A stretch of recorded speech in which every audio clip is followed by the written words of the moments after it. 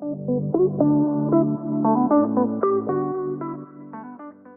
guys, Mez here with a DVD 5.2 patch, which is also the Hellraiser DLC update killer tier list.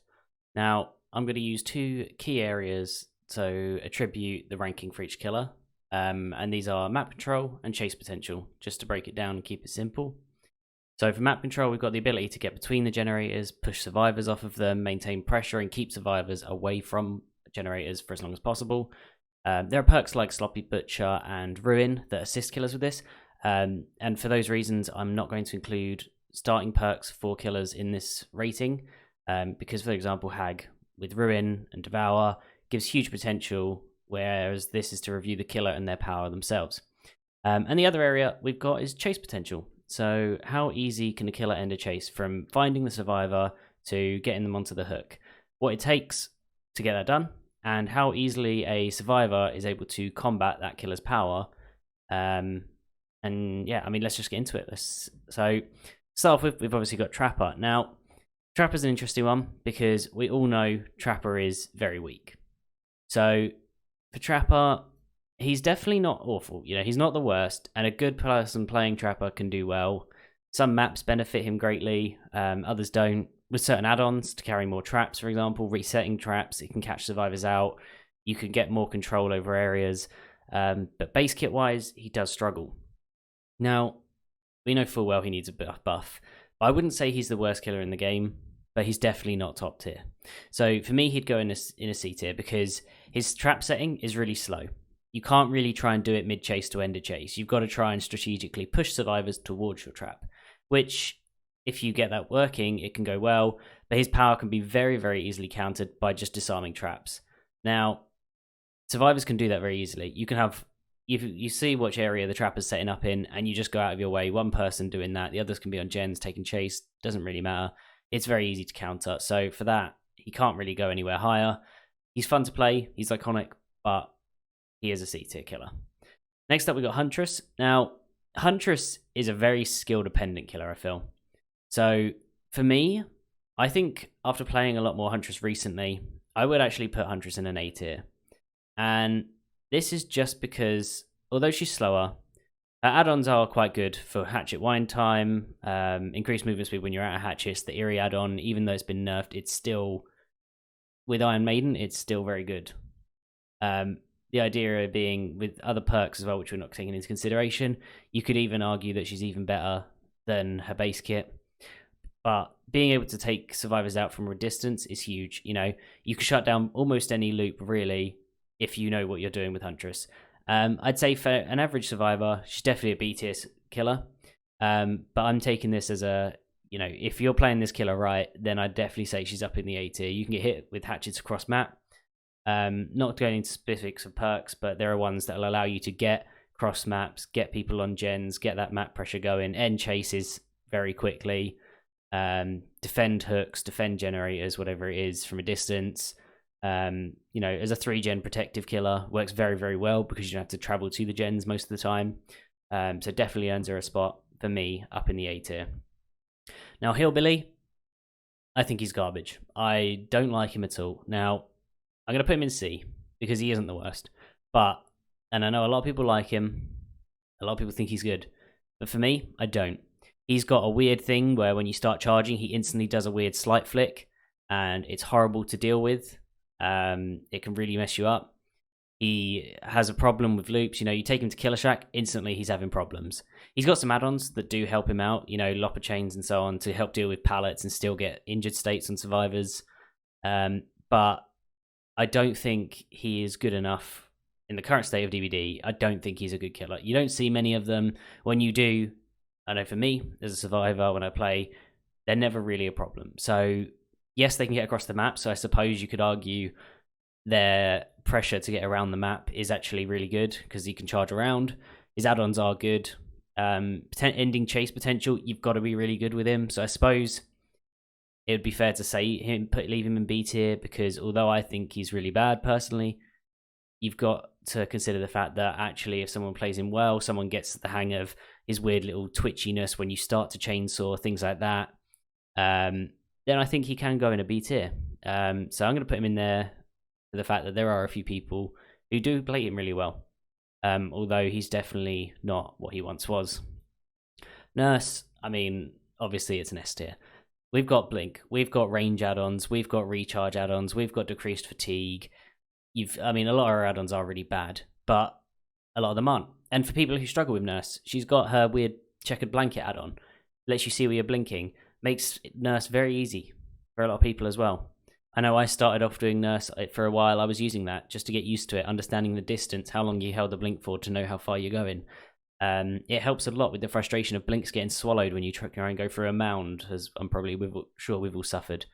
But for Nurse, she can get around the map very quickly. She can push survivors off gens. She can end chases in 1 blink, 2 blink. The start of the game, again, if we were to talk perks, there's perks that can help you get chases and downs right at the start. There's perks that can help her maintain gen control. It doesn't really matter with Nurse, though, which is why she's an S tier, because you don't need any perks on Nurse. You can take Nurse straight off the bat, no add-ons, no perks, and if you play her well, you're going to get a 4K. It's very, very hard to counter. A survivor strat, you turn around and run back towards her when she's going to start blinking. You do that once, she's going to know you try and do that. When I play Nurse, 9 times out of 10, the survivor's strat is I'll turn around and run back towards them when they blink. So what do? Well, the next time I chase them, I just underblink and they just turn into me, because survivors don't know any more strats than turn and go towards them when they blink. Obviously, in higher end games, it's harder to deal with it. Certain maps, it's harder when you lose sight vision. But then game sounds and knowing maps comes into play. So again, talking in terms of your abilities as a killer, your abilities to know the map, your experience with the game, there's no question that Nurse is absolute top tier killer. Wraith, now Wraith is good recently. Wraith had a big buff recently with movement speed, and it made a big difference with Wraith. Wraith's got some great add-ons for speed, breaking speed, coming out of stealth and breaking pallets to help chase, seeing survivors, auras from a certain distance when cloaked, silent bell to come up and sneak up on people. There is a great deal of add-ons that really, really help Wraith. Now, a lot of people don't like playing against Wraith, whereas I personally quite like playing against Wraith because I've always got a flashlight. And that's why I don't think you can put Wraith up in the A tier, despite being good in certain areas, because Wraith's stun is extended if you get a pallet stun while still cloaked. You can use a flashlight to stun them for using their power. It's easy to stop them using their power and bring them out of it. It's quite easy when you figure out what you're doing and where you are on the map to counter coming out of cloak, to go around a corner, to use an obstacle to block the swing, just about getting far enough. When you still hear the uncloak, to just hold W and get more distance instead of playing on the loop. There's a lot of ways of countering it. It takes a little bit of experience, but Wraith is strong, but definitely has a few too many counters and a few too many ways of getting past his power to warrant him being any higher than a B tier for me. Now, Mike Myers. Now, we all know Mike Myers is stupidly overpowered in terms of having that tombstone add-on. It's silly. People don't like it. However, while he is quite possibly one of the weakest killers in the game, and has, and tier 1 is so slow in no lunge, you have to get him up to tier 3. You need good add-ons to maintain tier 3 to get it quicker, or to even really get much use out of it if you're against a good survivor who can run you for the whole length of it. It can be very frustrating to play him. However, my argument is to put him in C tier because Mirror Myers and the power of his top tier add-ons. Now, Mirror Myers is super fun. If you get mad at a Mirror Myers, then just relax, because that's what you need to do, because it is fun, it is stressful, and I love playing them. I love playing against them, and it's great. It's great fun for me. And also, it's actually not bad. When the survivors don't know where you're coming from, your ability to control the map, control where the survivors are going, pressure the gens, push survivors off of them, watch a survivor that there's 2 survivors on a gen, you hit one, they run away, you use your stalk, you can see where the other person is nearby, you can keep both people off the gen. When the fact is that you might not have even known there were 2 there to start with. So he's got great map control when he uses that. The same with his infinite tier 3. Being able to one-shot down someone all the time without having to charge up a chainsaw, get your power like Oni, is very, very strong. He gets much bigger lunge, increased speed, works very, very well. And the tombstone, I'm not even going to talk about it. 0 hooks, you're dead. It's not great for points. It's not great for getting a good score, but you can get a kill or 2 or 3 that way. And for survivors, it's blocking vision, keeping one survivor very hidden if you think it's going to be a tombstone because it's taking a long time to reach tier 3.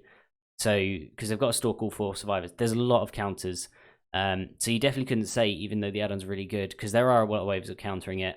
Much harder in a solo queue survivor game to do that, but as a Swift, if you keep that one person hidden, or you take the steps to make sure that you're avoiding stalk as much as possible, using tool loops any way you can, taking every corner you can, focusing on gens, you're going to have an easy time countering him. So next up, we've got Hag. Hag, for me, S tier, easily. No questions asked. I'm actually going to move these 2 around because I do think Wraith is better than Hillbilly. So, Hag, right? Silly strong. Now, Hag, I've played multiple games on stream just to prove a point. Hag, you could play no perks, no add-ons, no nothing, and Hag will get 4Ks. Simple as that, really. Yes, you can counter it. You can have flashlights to get rid of traps. You can have someone being a trap runner, running, setting off trap, run, set off trap. But realistically, if you're playing Hag right, someone runs to set off your trap and runs away. If you're there playing as you should with Hag to spam that teleport button, so as soon as it gets set off, you teleport and swing. Even if you're in chase, you still hit that button. You're going to hit that person trap running. They can't risk it anymore. Suddenly, they can't expose your traps. Now, obviously, against certain survivors, just like with Nurse, they're going to find ways around it. Certain maps, they're going to find ways around it. Your traps are more visible, just like you can block Nurse's vision and have a really good time playing it because you can counter it very easily. Now, that doesn't change the fact that playing Hag or Nurse well, obviously in this case Hag, you're not going to have an easy time if the person is playing Hag well. The traps will be strategic. You won't be able to get that last gen done. They'll even let you get a gen or 2 done while they set up their web. Think about what loops they're shutting down, thinking about what pallets they know you're going to use when you try and get those gens. A Hag won't commit to a chase because there's no need. You just wait for them to come to you. You teleport, you hit, and it's hard to counter that. You need someone who's setting off traps and has a beefy medkit to keep healing up and doing it. You need 2 people doing it, 2 people on gens, slowing down the game as much as possible. And for that reason, again, even if the survivors are making progress in that respect, the Hag has amazing map control, teleporting around, keeping gens protected. It's obviously a lot of people trap hooks. This is not a great strategy because you're not. I mean, for one, it's playing dirty, and that's not my style. But it's also wasting traps. You want to control your gens and your area of the map. If someone's going to unhook and heal, that's time where they're not working on your gens, where you can be getting the people who are on gens. That's where your focus needs to be. So for that reason, if you play Hag right, easily she is an S tier killer, and there's no real question about it. Next up, we have got Doctor. Now, Doctor, I come and go between A and B for him. And that's just because his ability to shut down loops. So he's not really got anything for getting around the map. He does struggle. I reckon, for me, I probably would put him in the lower tier of A. I always thought for the longest time Doctors were bad. And playing Survivor against him. And then I started playing Doctor. And I got better at Survivor. And we came against better Doctors.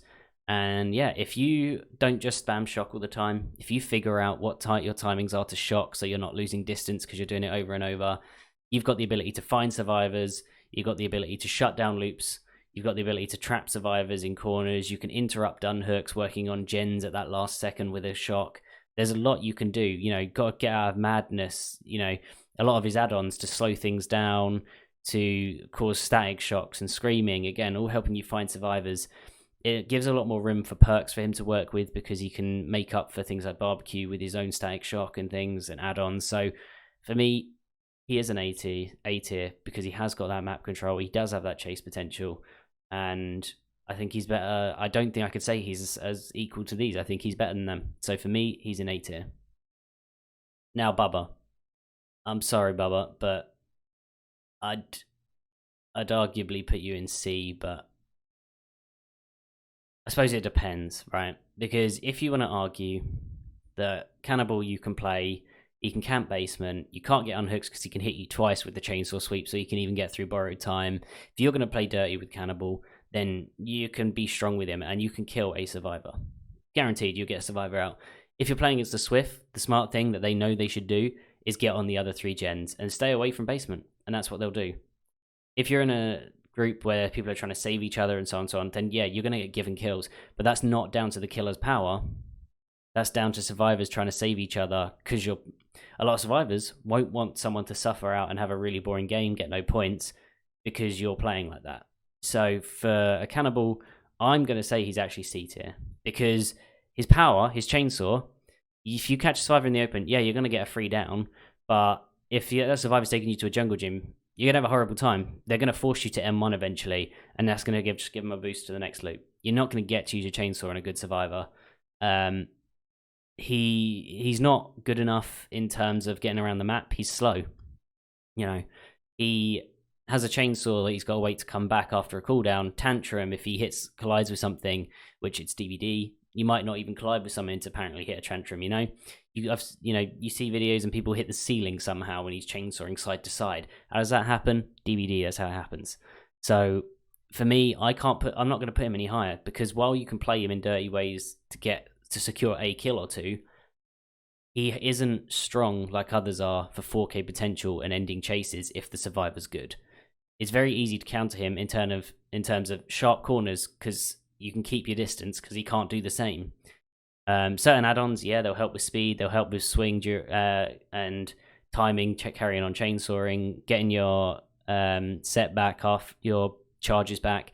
There are things you can do, but as a killer himself, he's not that strong if you play against him right. Now, Freddy gets a solid B tier. I don't think there's much question here.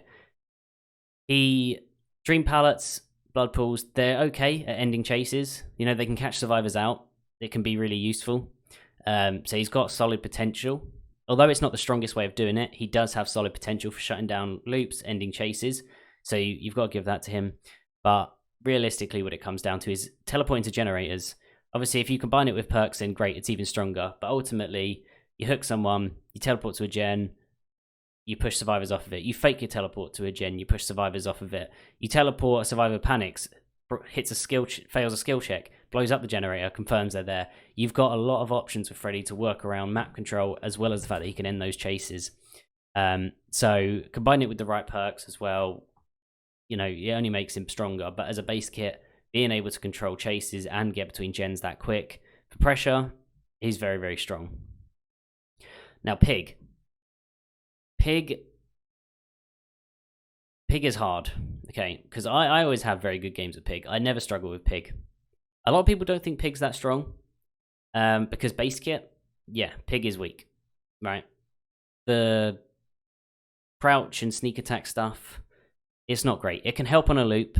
It can help you get the survivor on the right side. It's kind of a 50-50 a lot of the time. They're a lot of fun, Boot the snoots, you can go for them. You can have friendly games. A lot of pigs will play dirty, so you never really know. It's a big gamble if you try and boot that snoot. But what it comes down to really is the add-ons for Pig. So whilst I would say with the right add-ons, easily A tier, but without any add-ons, definitely B tier, struggles. Because there's nothing real. Yeah, you can be stealth, but it doesn't help you much because as soon as, it's not like with Ghostface where you can be stalking and out of nowhere you can hit, not like you can with Mirror Myers, because as soon as you want to attack from that stealth, you either reinstate your terror radius by uncrouching, or you make it an oink when you start charging. So you're taking that away from yourselves. Yes, Tempered Timer and Box of Creative Gears, great, super powerful add-ons. You're probably going to get a kill with your trap if you're using those add-ons. But they're not that common in the Blood Web either. You don't come across them that often. They're not that easy to get. I've been trying different builds with Pig in terms of taking extra traps and extra things to slow down the game. Because again, the traps slow down the game. You've got ones that can inflict hemorrhaging and everything, so you can, and blindness to help you out. And you can go after people. You can try and guarantee someone dies to the trap by pushing them off the box constantly. But you're giving up map pressure to do so on the other survivors. And that's why I think, although, yes, add-ons, yes, you can play in a stronger way. Ultimately, though, Pig isn't strong enough to control everything at once, like a lot of killers are. And while I would say they're probably top of B tier, and the add-ons would push them into A, as a general, Pig isn't the strongest killer and does belong in the B tier. Now, Clown. Maybe unpopular opinion. I think Clown's great. I've got no question with Clown. I play Clown a lot. He's very, very good at ending chases. Now, he struggles in terms of map control. If we were talking perks, then it might be a bit different in terms of map control. But obviously we're not. So in terms of power, he can end chases, he can slow survivors down, he can expose them, he can see auras. He's got options to end that chase very quickly, to cause the survivor to struggle, stop them getting to the next loop, cancel out every actions if you hit them directly with a bottle. You know, there's a lot of potential there. When I play Clown, I don't use orange bottles. I don't think they're worth it. The time it takes to reload because you've used an orange bottle to carry a survivor to a hook, not worth it for me. When I play Clown, it's not worth it. I will always just stick to pink bottles, carrying extra bottles. The exposed bottles, aura bottles, obviously they're just crazy strong anyway. But those orange bottles do give some help getting around the map if that's something you're struggling with. If it's a bigger map, if you need to, because you know a gen's getting close, you know, you're running perks that you give you information that means you need to get across quicker. Great, they can help. I don't think they're worth that much, but I do think he's a worthwhile killer. Probably not as good as Wraith, probably not as good as Freddy, but I'm still putting him above Hillbilly. I still don't think Hillbilly's great. Spirit. We all hate playing against Spirit. Spirit's got crazy difference in add-ons, so you can never predict the timing, because one time it'll be 3 seconds, one time it'll be 6. You never really know. Being inside terror radius, outside terror radius, there's a couple of bugs with add-ons where you won't hear the noise, so you can get grabbed off gens. Spirit's really good for hiding things like Devour, because you can get good grabs and things. So potential for what the killer can do is really good. You know, getting big lunges when you come out of your phase can be huge at ending a chase. You got the ability to see and hear add-ons that are great for seeing blood, seeing scratch marks, moving quicker, recovery speed. All her add-ons are very strong, help her in different ways depending on how you play the killer. There's a lot that works for you really, really well. We know she can get around the map quick. In stealth, in phase, in general, she got around the map quick. There's no problem with Spirit. We all know she's a top tier killer. You know, there's not really much to have to talk about there, because she can get around the map, she can end chases, she can camp, she can play dirty, she can do whatever is needed of her, really. You know, she's in the same area as Nurse and Hag, where, again, without add-ons or perks, she's still going to do well. Legion. Unfortunately, we know Legion's weak. Right, his map slowdown, amazing, right? I say amazing. It's good. It's good. He has the ability to obviously inflict deep wound, go into frenzy, track the next survivor, hit them all into deep wound. Depending on how the survivors play, you know, again, perks would play a role in Legion. Running things like Thanatophobia would be great, but obviously as a base kit and a base power, it's not going to save you in a game if you suddenly deep wound 3 survivors. They're going to mend, they're going to carry on pushing that last gen. You can only chase one of them, and all they're going to do as soon as you hit them that first time is they're just going to stop where they are, mend, and carry on as they are, or go to the other survivor that you've also wounded and heal up together. It's not full of potential.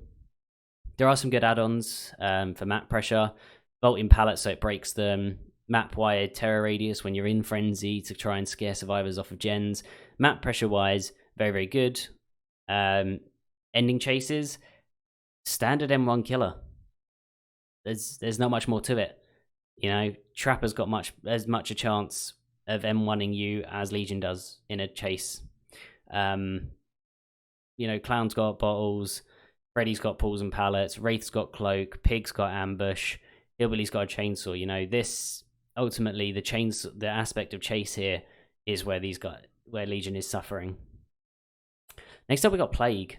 Now, I'm actually going to put Plague in A tier. Plague is the least played killer, believe it or not. Now, at least currently. Now, Plague, obviously, again, talking perks, like Legion, can have an even bigger impact using Thanatophobia and stuff.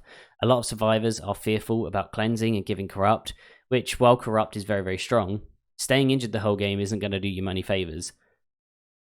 So, ultimately, you want to be cleansing. Now, really, you want to get infected and cleanse, get rid of all the pools. You want to, if a plague knows what you're doing and is playing well, then they'll keep picking up corrupt. They'll infect, corrupt, so on and so on, because it's easy to end a chase on a fully health survivor with corrupt. It doesn't matter if they're injured or not, because it's very easy to do so, because it's a very strong power. Especially with some add-ons to increase movement speed, charge speed, length of duration of how long you keep corrupt. The issue is, if you don't go for your corrupts and you keep infecting, they keep cleansing, you're going to end up getting your corrupt by force and only having that one to work with, and then all the survivors are healthy and you're in a bit of a hard area. But if you play plague correctly to how the survivors are playing, then she's very strong. You know, she's got range, she can infect things, she can keep you from being able to heal, she can get corrupt to hit you from a distance. You know, it only takes one drop of that corrupt to actually hit you for a health state, to put you into dying. Someone tries to unhook, you get double hit. You know, if you're going to play in a mean way, she can do that. She can corrupt, hit both the people trying to unhook. You know, the map control is great. The pressure is great. The ability to end chases. Sometimes you might not even be in it to end the chase. Sometimes you're just trying to infect the first 4 survivors, pick up a corrupt. If they don't cleanse, great, easy downs. If they cleanse, great, more corrupts, more easy chases to end. For that, she's very strong, and I'll easily put her before Doctor. Definitely up in an A tier. Ghosty, A tier. Now, when I first started playing DBD, I played Killer, and it was just to play Ghostface. I played Ghostface from rank 20 to rank 4, and that was it. Just Ghosty. Didn't even use his stealth and stalk. I'd go into stealth, and then I'd M1. I didn't even realise that he's stalking and expose, right? Didn't even realise what I did when I first started playing the game. I just loved it because I loved Ghostface. Now, what he does do very, very well is end chases. Getting exposes, you know, 2 people on a gen, they don't know he's there. 99, 1, 100% the other, stalk them, expose them, down them, done. Hook, kick the gen, go straight after the other person. With his pen and address book add-ons to take his cooldown from 60 to 30 seconds, or 35, whichever it is. Instantly getting, by the time you've down that survivor, hooked them, and onto them again, you can right-click, you know, enter stalk, right-click, finish exposing them, down them. That gen's still regressing. You've got your progress, you've got the pressure, and you've got 2 people on a hook before the other survivors can even really think about what they're doing. Obviously, it doesn't always go that way. There are a lot of ways to play against Ghostface, because if you keep exposing him, if you're vigilant, you're running perks like Spine Chill as a survivor, then yes, you can counter him. You can do a lot about him. But having the ability to expose and one-shot on a stealth so that you can't always see it coming, and also knowing that you're that one-shot down to an M1, not like you're trying to hit with a chainsaw like with Cannibal or Hillbilly, for example. You've got a lot more options. Ghostface can just get a simple M1. That could be catching you last second through a vault. You know, that could be hitting you as you drop a pallet. I know server timestamps made that harder now, but it still happens. We've all seen it happen to us and to others. We know that still happens. You know, it can be the difference. And that's going to be frustrating. It's going to throw survivors off. It's going to apply pressure. You know, the survivors got to hold their nerve to keep looping and, you know, try and last out that entire time. So it's not the easiest thing. And for that reason, really, is why I think Ghostface, out of the stealth killers, is the one that deserves an A tier, whilst the others reside in lower tiers. Next up, we've got Demogorgon. This is going to upset a lot of people. D tier. For me, worst killer in the game. Okay, he's garbage. Now, for me, the reason I say that is because he's not really got anything going for him. He's got the big straight line lunge. He's got a straight line. He makes a noise and you see him do it. You know when he's going to do it. You just turn sharp left or right as a survivor, dodge it. He's got a cooldown. You get more distance. Easy to do. Go around corners. He can't do anything about it. He is basically an M1 only killer if the survivor knows how to play against them. If he's got a hard map. If it's meatpacking factory, you know, with lots of pallets. Yes, he can break pallets quickly, but the survivor still gets distance. On certain maps, there's loads of pallets to deal with. Getting through vaults, getting through things, traversing. Now his buff, it was needed, but it didn't save him for me. He can obviously go to reverse the upside down. Great, you know, he's got add-ons that help him see auras, help him find people, but ultimately, it's the chase potential that lets him down. Yes, he can go from generator to generator to generator with his portals and see auras and heartbeats and find out where people are using killer instinct.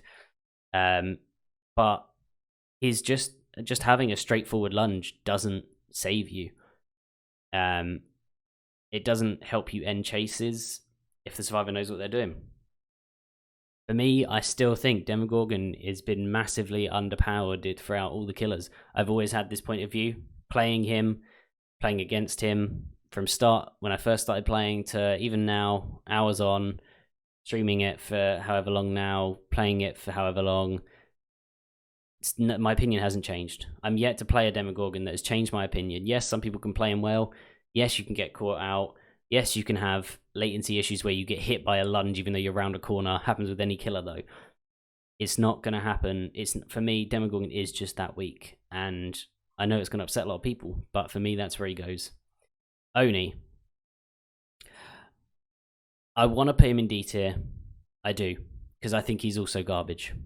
But he gets a spot in the C tier. For me, yes, he can get the one-shot downs. Yes, he can, hit 3 times. If you do it to someone on a hook, you can get multiple people down. If it's them all crowding around a gate trying to get out, you find survivors healing. Yeah, you can get multiple downs. You can get really strong. He's a really good slugging killer, charging and one-shotting down. But the reason that I think he's C tier and not up in the B tier, where we've got Hillbilly, who essentially does the same thing, is because only you've got to hit people, get the blood, waste time doing all of that to get the one-shot down power-up. Cannibal just has that. He just has the one-shot down. Why does Oni have to get his power-up, So, whilst it's essentially the same for them in terms of map pressure, ending chases, and so on, Oni has to earn his. Hillbilly doesn't. They can't be in the same tier for that reason. So for me, I put him in the C tier.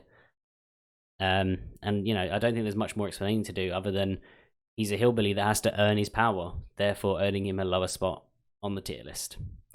Now we got Slinger. Now, Slinger, A tier, okay?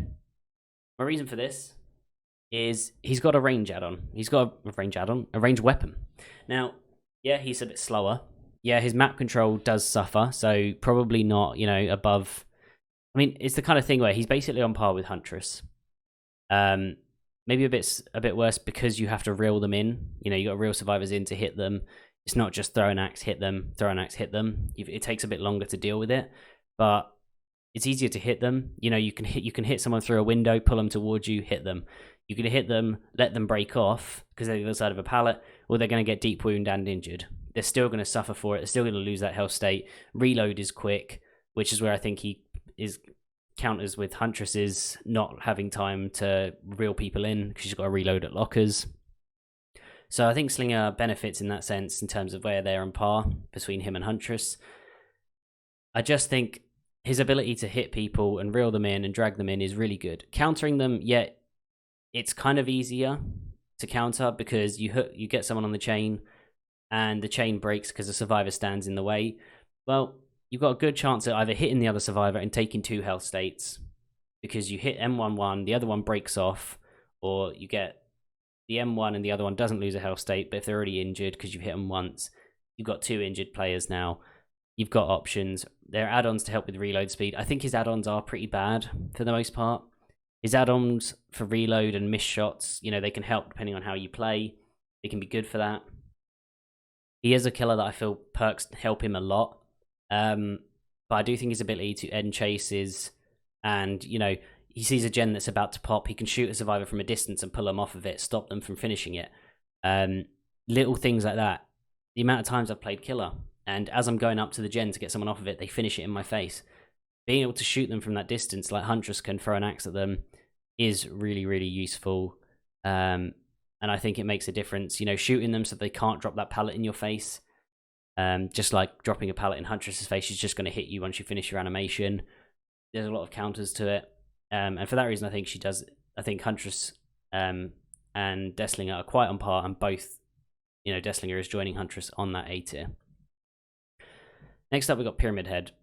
Pyramid Head, I'm putting him in B tier. He is very, very good. He can be quite hard to play. He's very strong as a killer. You know, if you can play him well and you can predict where survivors are, where they're going, you can hit them with your Trial of Judgment, whatever it's called. You've got your Trails of Torment for Killer Instinct, for caging to prevent. You know, caging prevents decisive. You've got the ability to essentially Mori on the third hook. So he's got a lot of strengths to him. But his weakness again comes down to map pressure. He's good at ending chases if you can play him well, but at the end of the day, he's not going to get across the map super quick.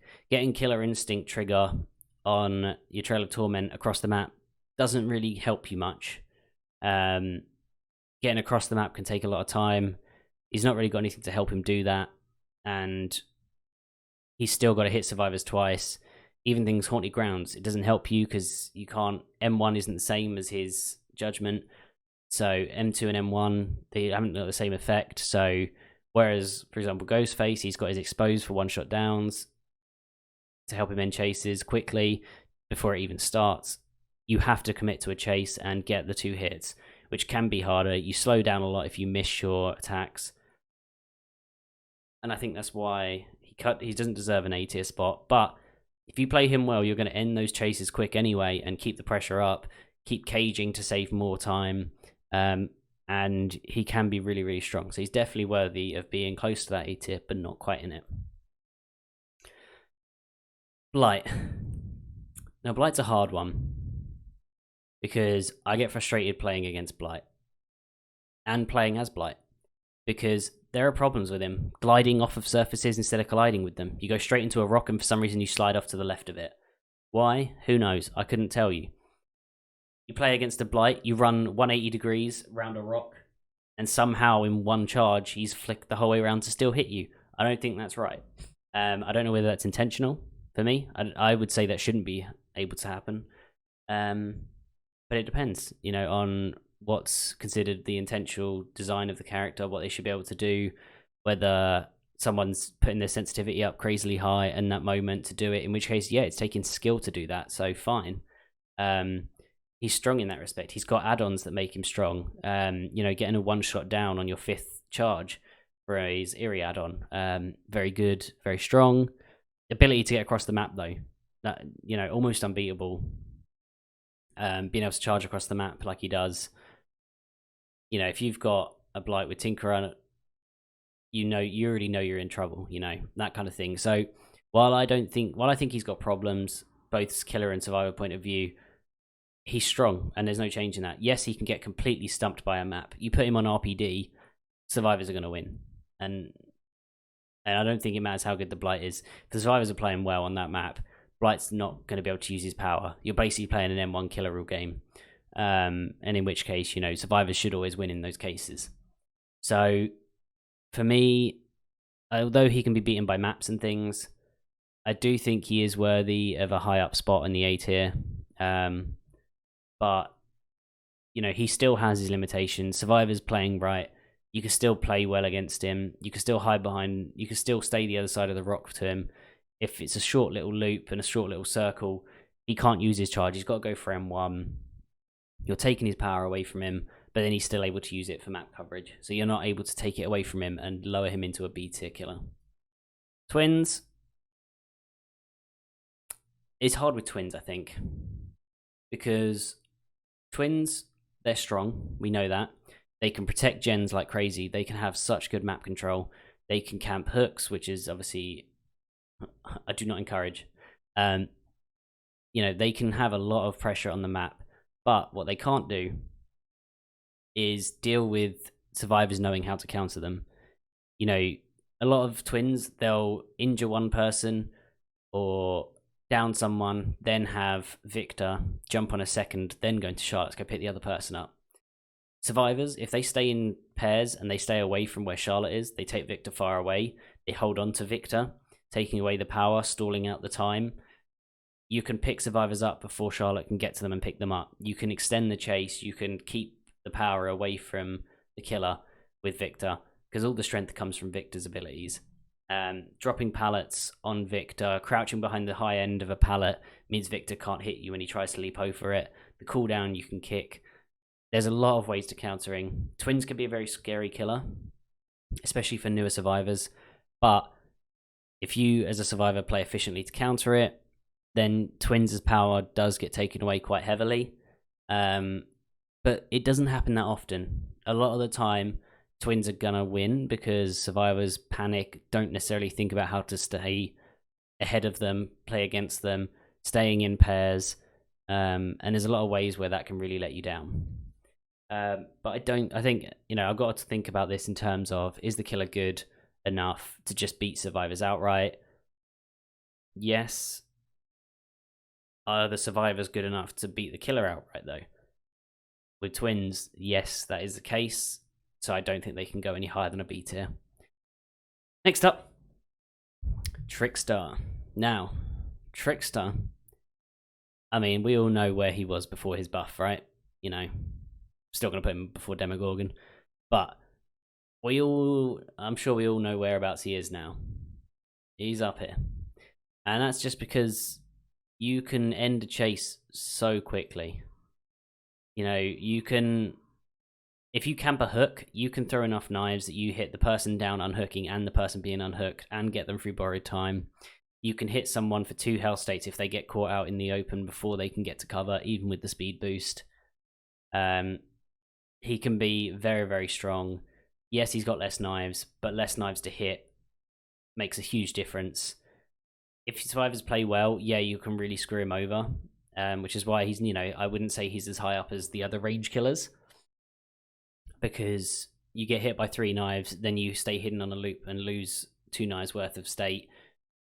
Suddenly he's got to hit you more again. It makes a big difference. Add-ons wise, Ricochet, Exploding, going through survivors in the case of unhooking, they are all very, very strong. Extending main event itself is very strong. His power in general is very strong if you use it right, if you play him well. The survivor gets stuck in the open, you've basically got a free down. His map control is where he struggles, but the fact that he can essentially cause problems for 2 survivors at once, if he stays around unhooks and things, he's going to cause a lot of pressure. He's going to cause a lot of problems for the survivors, and they're going to have a hard time dealing with it. And I think that's why it earns him a spot in the A tier. Now, next up, we've got Nemesis. Nemesis is probably the top end of the B tier. So, he's obviously got his infection, which, yes, it's good. If you get him infected, being able to hit them through vaults, through windows, break pallets, using his power to kill zombies and get undetectable. There's a lot of ways that can help. You chase a survivor into a zombie, you trap a survivor next to a zombie, force them, they can't vault over the pallet, they're stuck on your side, they're basically free down at that point. The problem is the zombies are 9 times out of 10 useless. That's a big problem. The vaccine, a lot of people don't use it most of the time because the tentacle's got a very narrow hitbox. It can be quite easy to avoid. If you fake your windows, fake your pallets, if the Nemesis keeps pulling up on a loop, thinking you're going to drop the pallet, big advantage to you if you don't drop it and don't take that hit. It sort of becomes a game of nerves with Nemesis. It's kind of like Huntress with, is she going to pull up? Is she going to keep chasing me through this pallet? Nemesis has got the same thing, but is limited on range. While he is a cool killer, obviously he's from Resident Evil. We all love Resident Evil. He does, again, have limitations. He is a bit weaker than I'd say some of the killers are because, again, his map coverage is hard. Zombie hassling people on gens, good. It helps a little bit, but they've got a flashlight or they just keep doing a couple of seconds on one side, a couple of seconds on the other side. If it's a 4-man gen, for example, they can just keep working around the zombie. There's a lot of ways of getting around it. You just move on to a different gen. It's not the killer. It's not like you're in chase now. You just go and start on another one. That gen's still got pressure if they haven't got ruin or something. So realistically, you don't really lose that map pressure. So for me, Nemesis, yeah, he is strong. He's got a lot of strength. He can end chases. If he gets up to tier 3 and you're infected, you're going to have a real hard time avoiding that chase, avoiding going down. But at the same time, if you can fake those pallets, you can fake those windows, you can extend that chase 20, 30 seconds, that's 2 people on a gen, that's half a gen done, makes a big difference. And when he can't control the map, can't get around very quickly, that's where Nemesis falls down and why he doesn't earn an A tier spot. If a survivor's playing well, he's going to have a harder time. Now, the big important one, the Cenobite. Which, okay, well, I can't take him out of D tier now. He is an interesting one. Now, I've been playing him a little bit. He's really fun for a little while, and then he's just kind of okay. But there are some things I've realized with him that do make him a lot stronger, but definitely not A tier. So I think similar to Nemesis, where he's very good, and if we were talking perk build, making the strongest build for a killer you could possibly make, then I'd put Cenobite in A, because you can take Hoarder, you don't have to use teleports, you can keep Chain Hunt up for most of the game if you're playing smart with Hoarder. So yeah, you could play him in an A tier, but for his base power, base kit, survivors finding the box, getting rid of it, you teleport to them, you're basically forced to take chase with a certain person. You know, you can't really get your Chain Hunt up that often. If you're not playing it right, it's hard to hit his chain attack. You know, it breaks on the environment quite easily, so depending on where you use it and how you use it, it can actually have almost no effect. In fact, it can give survivors more distance, especially if you miss. He's got add-ons, the ultra rare add-ons, where they can't see the box from a certain distance. They lose a health, they can go to injured when you hit them with the first hook, but they don't get stuck still. Makes a big difference. Yeah, they're good add-ons. Yes, they can help him end chases quickly. But the other problem, kind of like Nemesis, that I didn't really touch on, is they're really tall. And on loops, when you want a mind game, you want to try and get the survivor to make the mistake, take one step too far in one direction, they're not going to do it against a killer this tall. If they're playing smart, they're going to be able to avoid it, narrowly escape it, see what you're doing. You try and moonwalk round, doesn't matter. You stand above the hay bales, talking obviously Cold Wind there. There's a lot of options and different things you can do. I think Cenobite, my attitude might change as I play him more, get more and less experience with him, but I think he is definitely a solid B tier. He's a solid killer. I don't really think he needs to be changed. I think he's good where he is, but he can be countered by environment. You send him to Larry's, he's going to have a hard time. You go through every 3 steps, you've got a doorway to break the chains on, you know? So it can be quite hard. Chain Hunt, if it's up, great map control. If you can play with perks to get that up more often, like I said with Hoarder, then yeah, I reckon you can push him into an A tier with a good build. But as base kit, he's definitely a B tier. And that wraps up our killer tier list. So, I know a lot of people are going to disagree. I reckon this is going to be my most disagreed point. Probably along with Cannibal being down here. I don't know that anyone would necessarily majorly disagree, other than maybe saying Doctor and Ghostface shouldn't be up in the A tier. Maybe some other people might put Nemesis up there. But yeah, let me know what all of you guys think, where you'd put your killers, what your opinions would be. And yeah, I mean, if you're interested to see or find out more, then obviously come by our Twitch, let me know, ask some questions, we'll have a discussion. Always love to talk about these things, hear what other people think, because, you know, I could be wrong. These are obviously mostly my opinion and how I see the killer being valued, but doesn't mean my opinion can't be wrong.